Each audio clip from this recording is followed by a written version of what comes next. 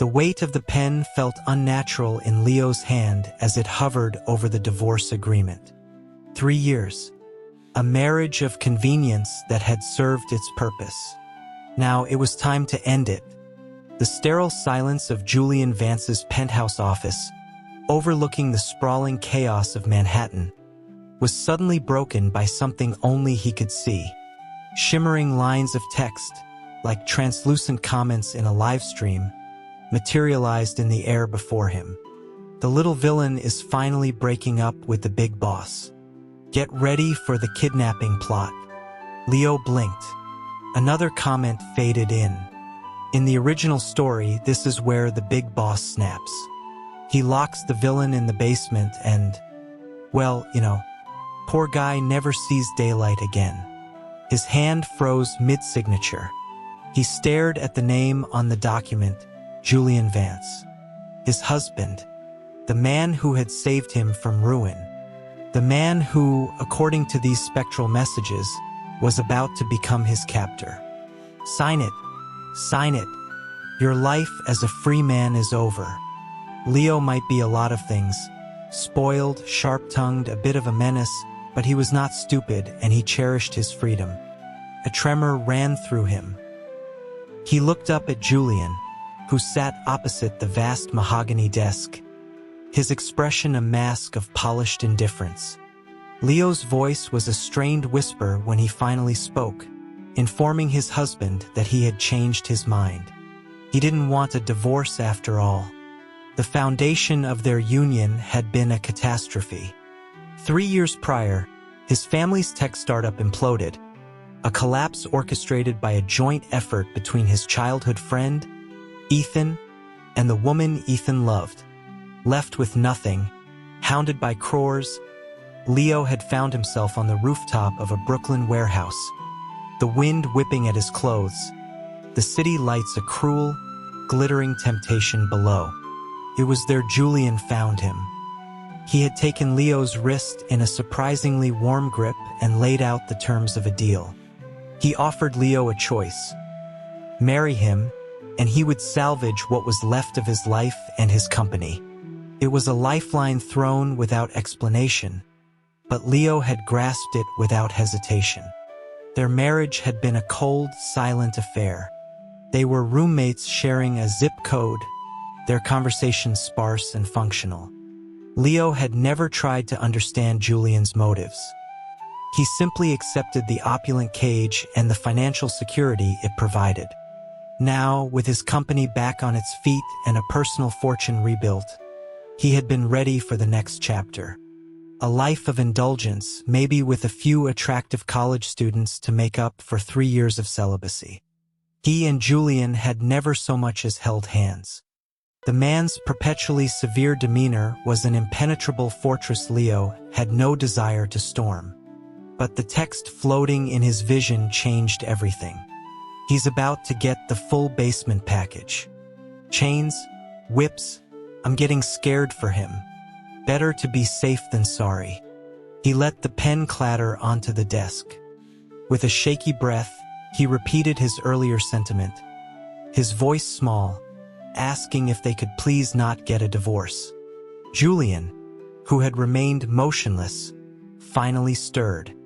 His eyes, the color of a stormy sea, fixed on Leo. The man radiated a quiet intensity that always made Leo's skin crawl, the chilling aura of a predator perfectly at ease in the shadows. He steepled his fingers, his posture that of a king surveying his court, and simply watched Leo. More comments appeared. What's this? Did the villain grow a brain? But he's ignored the boss for 3 years.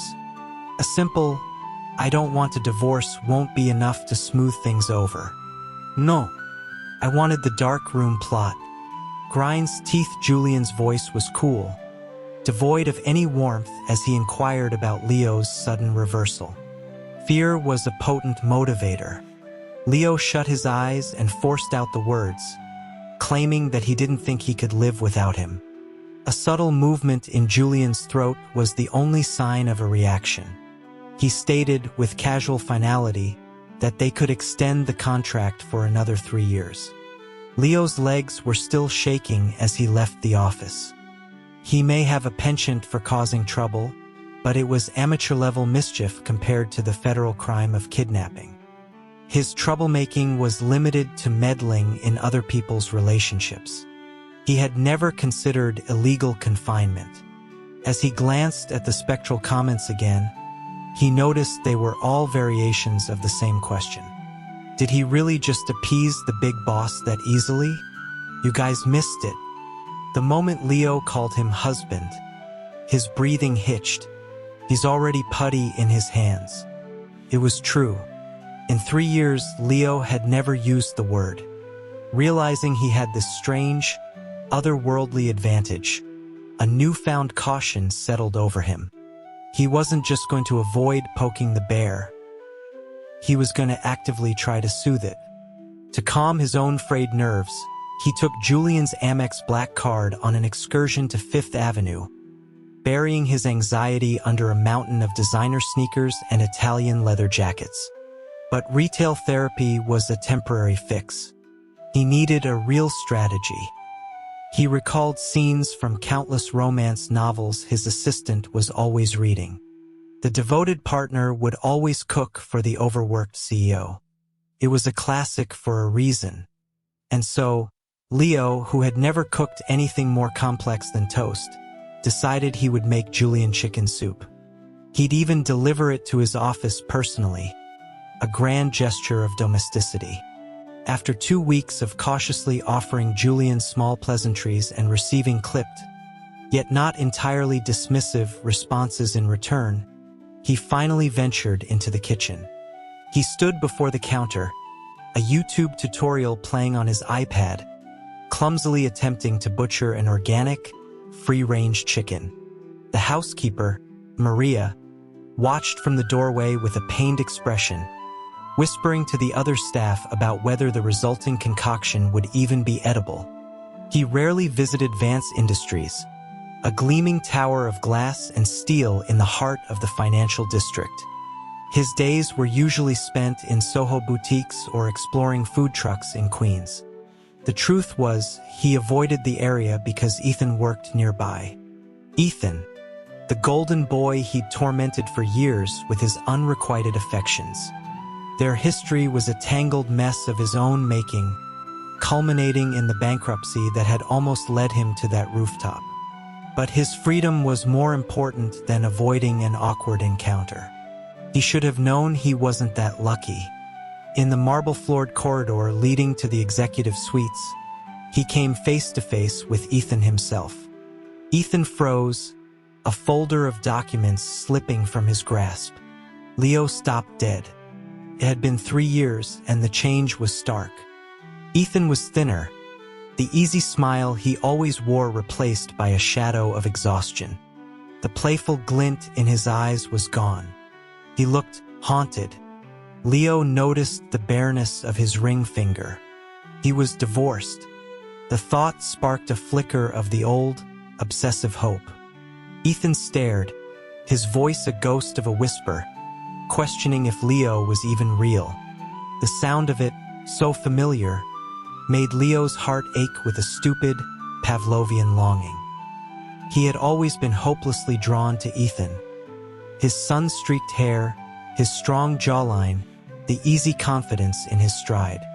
There was a raw, physical magnetism he couldn't rationalize. Leo gave a small, pathetic nod, confirming that he was, in fact, alive. He clutched the thermos of soup, feeling suddenly exposed. Ethan's composure shattered. He closed the distance in 2 strides and pulled Leo into a crushing hug, burying his face in Leo's neck. The familiar scent of his cologne, a mix of sandalwood and something uniquely him, sent a jolt through Leo's system. His treacherous body responded instantly, and he half lifted his head, about to close the microscopic distance to Ethan's lips. That's when the comments exploded in front of his eyes. Wait, did the main couple break up? Why is the hero hugging the villain? They did. Their plot was a total train wreck. She's off traveling the world with the second male lead. Who cares? The dark room plot is loading. That last comment was a bucket of ice water. All romantic notions evaporated. Ethan's hand settled on his waist, a possessive, familiar gesture that used to make him melt. Now it only sent waves of panic through him. It's over for the little villain. He has no idea the boss is watching everything on the security feed. Tonight is the night. Chains, gags, the works. With a surge of adrenaline, Leo shoved Ethan away. He declared loudly, for the benefit of any listening devices, that Ethan needed to respect his boundaries. His feelings for him were in the past. He loved his husband. Ethan looked stunned by the forceful rejection. He tried to reason with him, his voice thick with regret, admitting he had gone too far 3 years ago. He never thought Leo would try to take his own life. The memory, gray and desolate, resurfaced.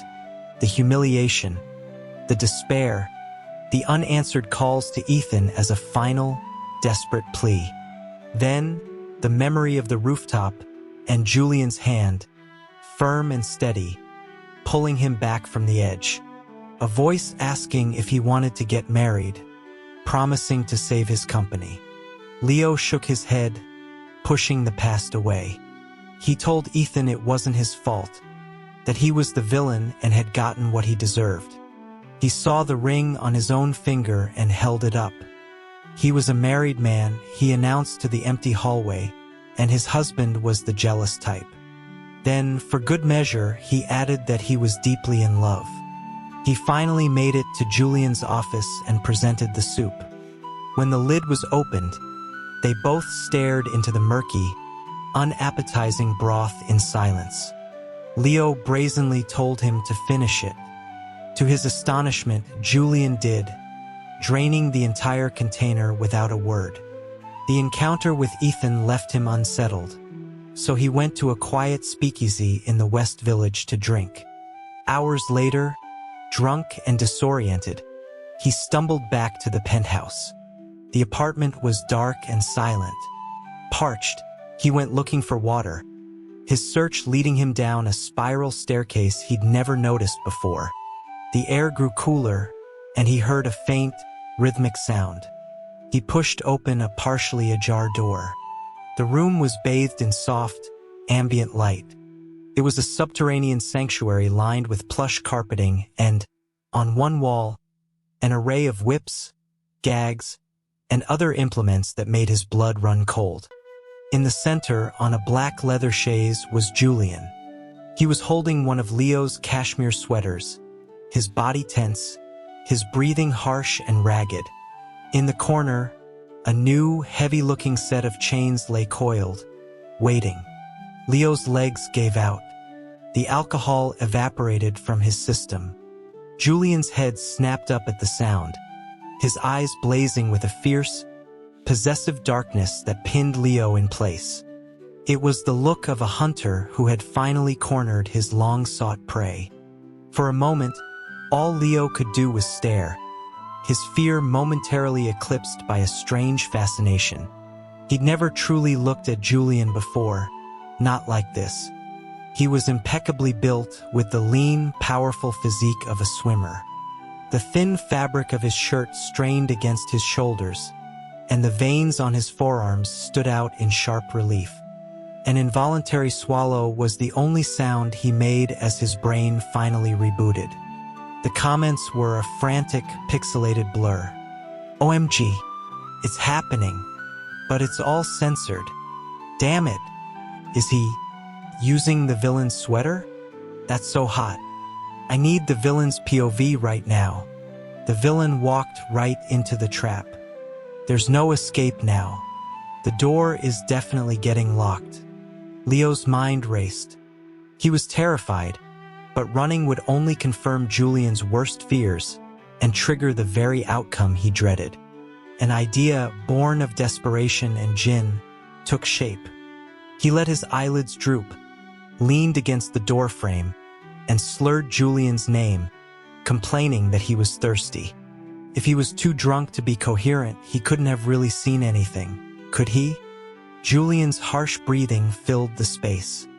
His voice was a low growl when he spoke, a simple command. Come here. Fighting every instinct to flee, Leo stumbled into the room. The door clicked shut behind him. He walked slowly, unsteadily, until he was standing before the chaise. The scent of cocktail and arousal hung heavy in the air. Julian's hand shot out, cupping the back of his neck, and pulled him into a deep, wet kiss that stole the air from his lungs. His quest for water was forgotten, replaced by a dizzying heat. He braced himself with a hand on Julian's thigh, and under his touch, felt a clear reaction. A low groan rumbled in Julian's chest. Julian's fingers kneaded the soft flesh of his neck as he whispered against Leo's ear, his voice husky, asking if he needed some help. Leo, resigning himself to his fate, gave a barely audible murmur of assent. He woke up the next morning in Julian's bed. It dawned on him that Julian had known he was faking, had played along, teasing and testing him. But he hadn't locked him in the basement. That was a victory. He accepted this new, intensely physical dimension to their relationship. For a week, Julian was insatiable, his touch a constant presence, leading to inevitable, exhausting encounters. To get a reprieve, Leo suggested dinner at a public restaurant, a place so crowded that Julian would have to revert to his usual aloof persona. He chose a trendy, Michelin-starred place overlooking Central Park. Julian was, as predicted, the image of cool composure, calmly slicing into his steak. Leo was admiring the sight when his eyes caught a familiar face across the room. It was Jessica, Ethan's ex-wife. At the same table were Ethan and another man. A strange, cold feeling washed over Leo, an external force compelling him. An intense hostility toward the woman bloomed in his chest. Julian noticed the shift immediately, his hand covering Leo's on the table, his voice a low anchor. But Leo pulled away, moving as if in a trance toward their table. He came to a stop before them. Jessica's smile vanished. Ethan stared at him, then at Julian, who now stood silently behind Leo. His gaze flickered to the matching wedding bands on their hands. But Leo only had eyes for Jessica, driven by an impulse he couldn't control. He picked up a glass of Cabernet and threw its contents at her face. The other man at the table moved to shield her. Jessica, furious, grabbed a heavy water glass and hurled it at Leo. Julian moved with a predator's grace, pulling Leo against his chest and taking the impact himself. That's what he gets. Serves the little villain right. The comments were vicious.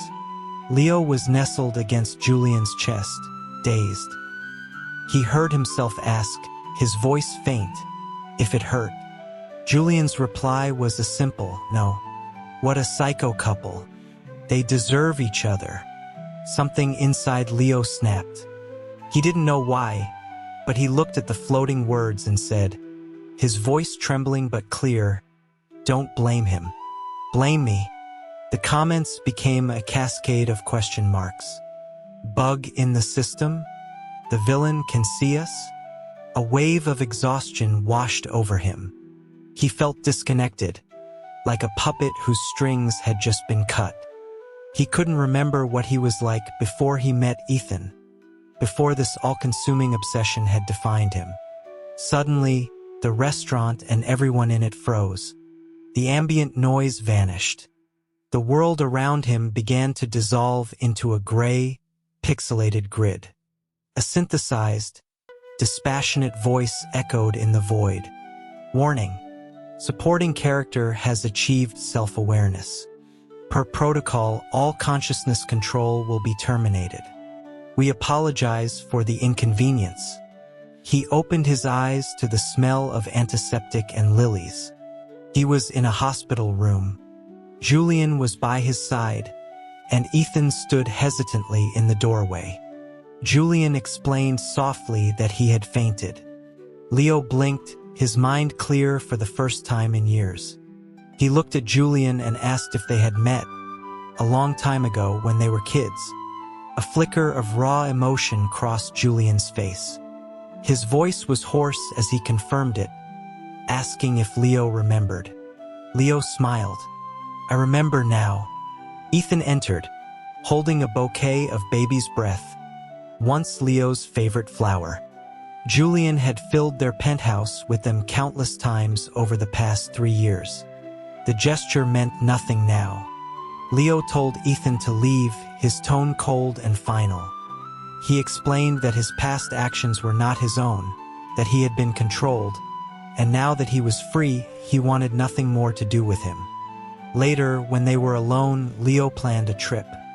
A hike upstate, to the mountain near the summer camp where 2 lonely boys had once promised to be friends forever. A promise Leo had been forced to forget. Before thanking Julian for saving him, not just from bankruptcy but from himself, he looked him in the eye. "You're in love with me, aren't you, Julian Vance?" Julian gave a stiff, almost imperceptible nod. Leo grinned, pulled his head down, and kissed him. "Then let's not extend the contract for 3 years," he murmured against his lips. "Let's make it a lifetime." The kiss deepened, and with the last sliver of his rational mind, Leo added one final condition. No whips. He was afraid of pain. Julian chuckled against his ear and agreed. He had been wrong. The basement and its toys did see use, just not in the way he had imagined. Sometimes, he was the one to tie Julian to the chaise, a whip held playfully in his hand, enjoying the rare sight of the unflappable man losing control. But Julian's patience was always finite. He would eventually break his bonds, flip their positions, and murmur against his skin, his voice a dark promise. "Had your fun? Now it's my turn."